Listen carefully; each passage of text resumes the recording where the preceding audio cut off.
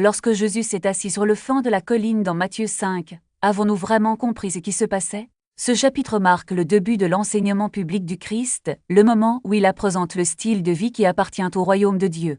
Ce n'était pas un message destiné aux puissants, mais aux gens ordinaires. Là, il a revelu une justice qui dépasse les règles et les conventions culturelles. Cette scène évoque le souvenir de moi au ciné, mais apporte quelque chose d'encore plus profond. Moisricote des commandements graves dans la pierre, tandis que Jésus annonce une transformation inscrite dans le cœur maintenant.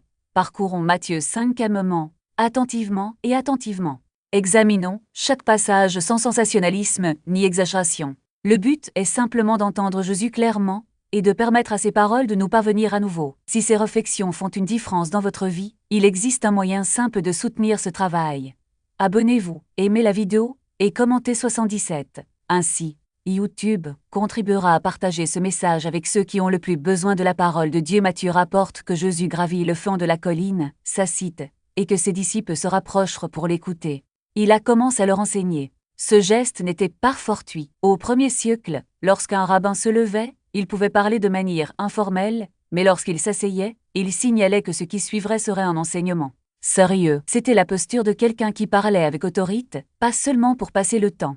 Jésus, le Fils de Dieu, a choisi de s'asseoir, assumant une position reconnue par la communauté comme celle d'un enseignant qui transmettrait les vérités fondamentales. Il n'improvisait pas. Sa posture montrait clairement que les paroles qu'il prononcerait définiraient la manière de vivre dans le royaume des cieux. Ceux qui étaient là pour écouter ne faisaient pas partie de l'élite religieuse ou des cercles de pouvoir. Un chapitre plus tôt, Matthieu dit que Jésus avait appelé des pécheurs comme Simon Pierre, André, Jacques et Jean à le suivre. C'étaient des hommes simples, habitués à un travail acharné, à des revenus instables et vivant en dehors du prestige religieux. Ils n'avaient ni voix dans les décisions importantes, ni influence dans l'administration romaine, ni protection contre les difficultés quotidiennes. Pourtant, ce sont eux qui se sont approchés lorsque Jésus a commencé à parler. L'enseignement du royaume a commencé avec des mains calleuses et des noms communs à côté d'eux. Il y en avait beaucoup d'autres qui portaient de lourds fardeaux. Les archives montrent que la renommée de Jésus s'est répandue, et que les gens lui ont amené tous les malades, ceux qui souffraient de diverses maladies, ceux qui étaient tourmentés par d'intenses douleurs, ceux qui étaient possédés par de mauvais esprits, ceux qui avaient des convulsions et ceux qui étaient paralysés. Ces gens ont connu l'exclusion, la peur et la honte. Certains étaient traités comme spirituellement maudits ou socialement intouchables. D'autres vivaient dans une angoisse constante, avec des corps défaillants ou des esprits qui les trahissaient. Pourtant, ils étaient là suffisamment proches pour les entendre. Les malades, les affligés et les tourmentés spirituellement étaient à portée de voix de Jésus lorsqu'il s'asseyait pour enseigner. Il ne les repoussa pas derrière une foule plus respectable. Cela leur a permis de rester proches tout en définissant le vrai sens de la bénédiction. Tout cela s'est produit sous l'ombre de l'occupation romaine. Quiconque écoutait Jésus savait ce que c'était que de vivre sous un empire étranger, avec des soldats dans les rues et des impôts qui semblaient injustes. Ils ont raconté des histoires de violence et d'humiliation dans leur famille. La peur et les traumatismes générationnels n'étaient pas des concepts abstraits, mais faisaient partie de l'air qu'ils respiraient. De nombreux chrétiens noirs aux États-Unis reconnaissent ce chemin. Ils connaissent l'histoire marquée par l'esclavage, la ségrégation, la discrimination et les inégalités qui persistent. Ils savent ce que c'est d'hériter de blessures, de porter des histoires de grands-parents et d'arrière-grands-parents qui influencent encore leur façon de vivre. La foule autour de Jésus comprenait des gens qui connaissaient ce genre de fardeau, même si les détails de leur oppression étaient différents. Lorsque Jésus s'est assis et a commencé à parler, il se trouvait devant les oublis, les fatigues, les blesses et les politiquement impuissants. Il n'a pas attendu que les influences se lancent. Il n'a pas filtré l'audience pour ceux qui semblaient appartenir à un royaume. Cela commence là, avec ceux à qui l'on avait repas plusieurs reprises, par l'Empire, par la maladie, par la pauvreté ou par les systèmes religieux, qui n'étaient pas assez. C'est la déclaration silencieuse, mais révolutionnaire, cachée dans le contexte de Matthieu 5. Le royaume des cieux ne commence pas avec ceux qui se sentent forts et en sécurité, mais avec ceux qui se sentent petits. Cela commence par ce que le monde ignore, mais que Jésus a choisi d'enseigner volontairement. Commençant son discours, dans Matthieu 5, Jésus a fait plus que proposer des paroles de réconfort. Il a redéfini le sens de la bénédiction. Chaque béatitude suit un mot de clair. Premièrement, une condition, puis une promesse. Et dans cette promesse, il y a une profonde inversion des attentes humaines. Les gens que la société méprise souvent, ceux qui connaissent la lutte, la peur et l'injustice, sont ceux-là même que Jésus appelle bienheureux. Ces paroles résonnent avec une force particulière dans les communautés qui ont connu l'esclavage, la ségrégation et les ingalites qui persistent. Pour beaucoup de membres de l'Église noire, les béatitudes ne sonnent pas comme de la peau si lointaine mais comme un miroir de leurs propres expériences. Bienheureux les pauvres en esprit est le point de départ de Jésus. La pauvreté spirituelle est la reconnaissance claire que nous ne pouvons pas nous sauver nous-mêmes, que nous ne pouvons pas nous purifier suffisamment, et que nous ne méritons pas la faveur de Dieu par nos propres efforts. Cela contraste directement avec l'autosatisfaction, l'attitude de quelqu'un qui dit « Je suis assez ». Cette première bénédiction naît là où naît toujours l'Évangile. Dans l'humilité devant Dieu, en marchant avec lui dans la simplicité, comme nous l'enseigne Matthieu 6, 8. Ce sont ceux qui reconnaissent leurs besoins qui entendent. Le royaume des cieux est à eux, Jésus poursuit. Bienheureux ceux qui pleurent, car ils seront consolés. Ce deuil ne concerne pas seulement les pertes personnelles, mais aussi le péché, le nôtre et celui qui souille le monde. C'est la tristesse qui surgit lorsque nous regardons des cystes brises, des familles brisées, des corps malades, et admettons que les choses ne sont pas comme elles devraient être. Dieu promet le réconfort non pas en effaçant la douleur, mais en s'en rapprochant. Le Seigneur est proche de ceux qui ont le cœur brise, dit Psaume 34, 18. Les croyants noirs, tout au long de l'histoire, ont exprimé leur foi par des lamentations, dans des spirituals, des prières et des chants qui dénoncent l'injustice et la souffrance devant Dieu. Jésus qualifie ce genre de douleur d'honorable et de béni. Bienheureux les doux fait face à une autre idée fausse trop répandue. La douceur n'est pas une faiblesse, mais une force née ici, une puissance placée entre les mains de Dieu. Les humbles refusent de rendre le mal pour le mal, non pas par incapacité, mais parce qu'ils croient que la justice de Dieu vaut mieux que n'importe quelle vengeance. La promesse selon laquelle ils hériteront de la terre renverse les valeurs du monde, où les agressifs et les impitoyables semblent prospérer. Jésus assure aux humbles que Dieu voit ce que la société ignore souvent. Jésus bénit ensuite ceux qui ont faim et soif de justice. La faim et la soif de Christ, un désir qui envahit la vie d'une personne, et non un intérêt passager. Cette soif inclut à la fois la sainte personnelle et la justice sociale. C'est le désir profond de voir le droit prévaloir dans la communauté, mais la parole de Dieu demeure. Jésus ne se contente pas de préserver les Écritures. Il révèle sa profondeur. Chaque commandement, chaque récit, chaque prophétie trouve en lui son plein accomplissement. Ce qui était autrefois considéré comme un ensemble de règles ou de promesses lointaines prend désormais vie sur votre personne. Il n'annule pas la loi, mais la transcende, montrant que son véritable objectif va au-delà de l'accomplissement extérieur. La justice que Dieu exige n'est pas seulement une question d'action, mais aussi de motivation et de relations restaurées. C'est pourquoi Jésus prévient. Car je vous le dis, si votre justice ne dépasse celle des scribes et des pharisiens, vous n'entrerez pas dans le royaume des cieux. Les pharisiens étaient connus pour leur observance méticuleuse de la loi, mais leur justice se limitait souvent aux apparences. Ils accomplissaient des rituels, faisaient l'aumône et priaient en public, mais leur cœur pouvait être loin de Dieu. Jésus ne demande pas la même chose. Il appelle ses disciples à une justice qui jaillit de l'intérieur, à une obéissance qui naît de l'amour, et non de la peur ou de la recherche de l'approbation. Il illustre ensuite cette différence par une série de contrastes. Vous avez entendu ce qui a été dit, mais je vous le dis. Chacune de ces déclarations révèle comment le droit, à sa base, a toujours pointe vers quelque chose de plus grand que de simples actions extérieures. Le commandement « tu ne tueras pas », par exemple, ne se limite pas à l'acte physique consistant à ôter une vie. Jésus élargit son champ d'action.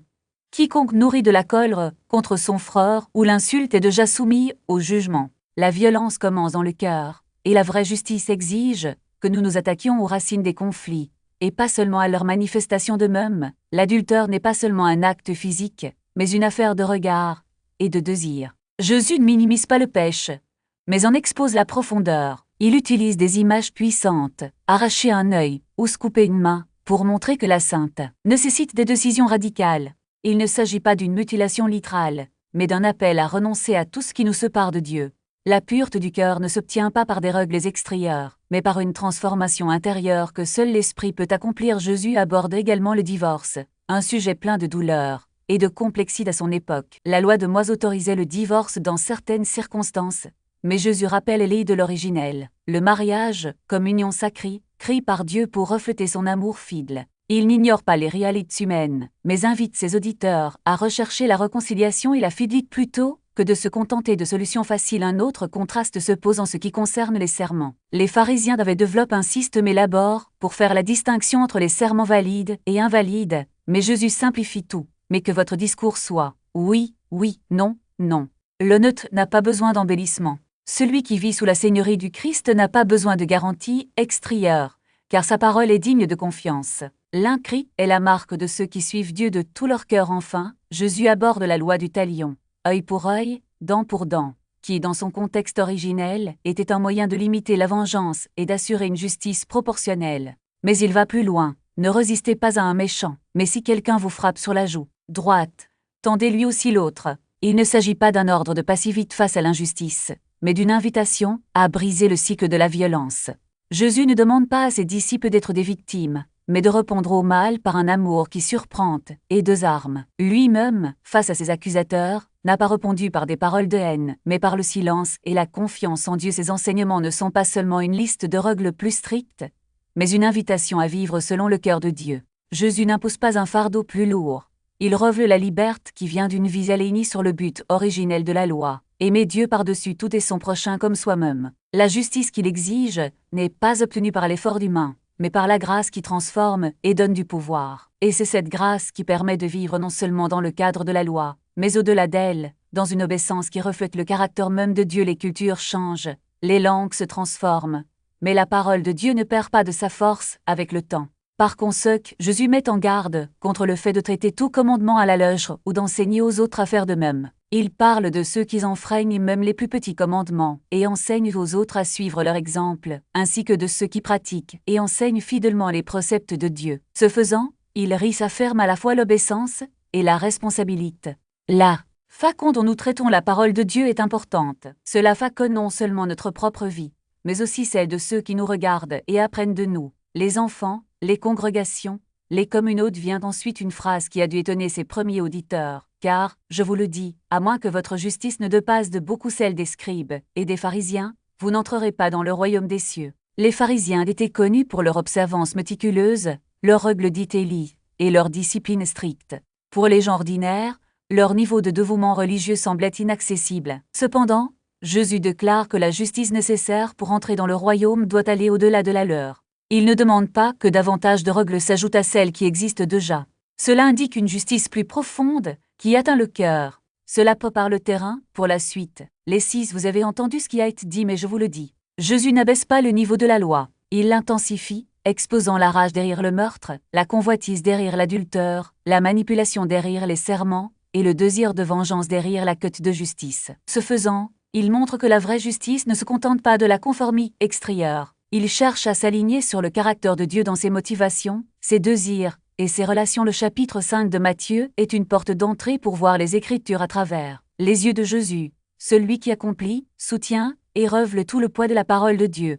Ici, Jésus prend la loi que ses auditeurs connaissaient déjà et l'approfondit. Il ne remplace pas les commandements de Dieu, mais révèle leur véritable étendue. Il passe sans cesse du comportement extérieur aux motivations intérieures, des actions visibles au lieu cache du cœur. La norme n'est pas assouplie, est élève.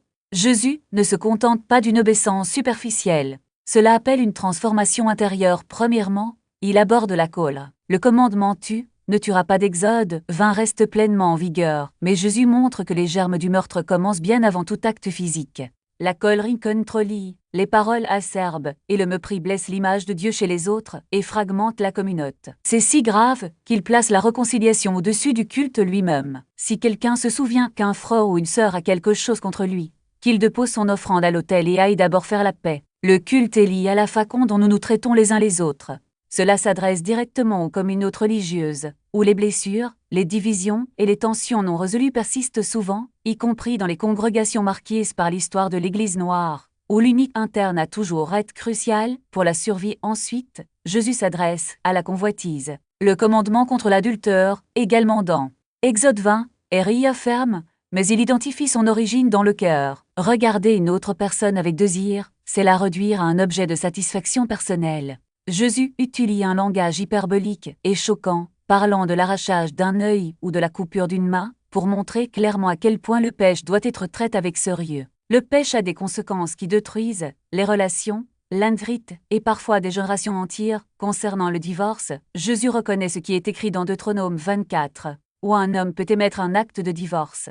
Cependant, il ramène ses auditeurs à l'intention originelle de Dieu concernant le mariage, décrite dans Genèse 2. C'est pourquoi l'homme quittera son père et sa mère et s'attachera à sa femme, et les deux deviendront une seule chair. Il autorise une exception en cas d'infidélité, mais ses propos soulignent le poids des promesses conjugales. Dans une culture patriarcale, où les femmes étaient souvent vulnérables économiquement et socialement, son enseignement prône la fidélité à l'alliance et empêche le divorce de devenir accidentel, laissant le conjoint impuissant lorsqu'il parle des serments. Jésus rentre encore une fois dans le vif du sujet. La loi réglementait les vœux prononcés devant Dieu, mais les gens utilisaient les serments pour manipuler la confiance et jouer avec la vérité. La réponse de Jésus est simple et profonde, que votre oui soit oui, et votre non soit non. Le but est une vie, marquée par tellement d'incrites qu'aucune couche supplémentaire de serment ou de langage spirituel n'est nécessaire pour rendre les mots crédibles concernant la vengeance. Jésus cite le principe œil pour œil, dent pour dent, tiré d'Exode 21. Ce commandement limitait à l'origine la vengeance, empêchant la punition de devenir incontrôlable. Jésus appelle cependant ses disciples à aller au-delà de cette affirmation. Il souligne l'absence de représailles face aux insultes personnelles, aux agressions, aux demandes injustes, résister au mal sans devenir son miroir. Cela signifie préserver la dignité, refuser de se laisser définir par la haine des autres et briser les cycles de vengeance. Pour de nombreux croyants noirs, ce passage résonne douloureusement et puissamment avec l'histoire de la résistance à l'hostilité, à l'humiliation et à la violence, tout en cherchant à maintenir une clarté morale et une posture semblable à celle du Christ. Enfin, Jésus s'adresse à l'amour des ennemis. Le commandement d'aimer son prochain vient de Lévitique 19, mais l'idée de haïr son ennemi n'apparaît nulle part dans les Écritures. Il s'agissait d'une hypothèse culturelle et non d'un commandement divin. Jésus appelle ses disciples à quelque chose de radicalement différent. Aimez vos ennemis et priez pour ceux qui vous persécutent. Cela reflète la générosité impartiale de Dieu, qui fait lever son soleil sur le mal et le bien. Lorsque les croyants pratiquent ce genre d'amour, ils deviennent semblables à leur Père céleste. Le chapitre se termine par une phrase qui peut paraître accablante. Soyez donc parfaits, comme votre Père céleste est parfait. Le mot grec téléio désigne la complétude, la maturité, l'alignement avec le caractère de Dieu.